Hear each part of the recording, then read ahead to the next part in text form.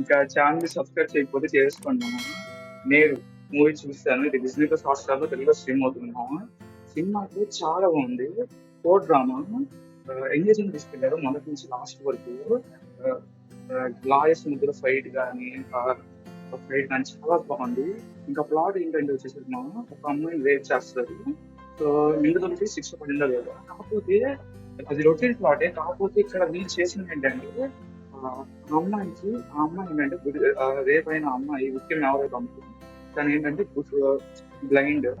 So అది use చేసుకొని ఎవరు నిందితులు వాళ్ళని ఎలా తప్పించుకోవడానికి ట్రై చేశారు. అట్లానే మోహన్ లాల్ గారు దాన్ని డిఫెండ్ ఎలా చేశారు. ఇది మావ, అది సినిమా చాలా బాగుంటది. అసలు నిందితుల్ని ఎలా పట్టుకున్నారో కూడా బాగా చూపించాను మామ. నిందితుల్ని ఎలా పట్టుకున్నారు ఫస్ట్ అది.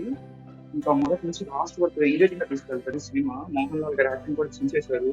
ఇంకా ప్రియమణి గారు కూడా ఉన్నారు. ప్రియమణి గారు ఫస్ట్ హాఫ్ వరకు అంత అవసరం లేదు, సెకండ్ హాఫ్ మంచిగా తీసుకెళ్లారు ప్రియమణి గారిని కూడా. అది ఇంకా సినిమా డైరెక్ట్ చేసింది జోసఫ్ గారు.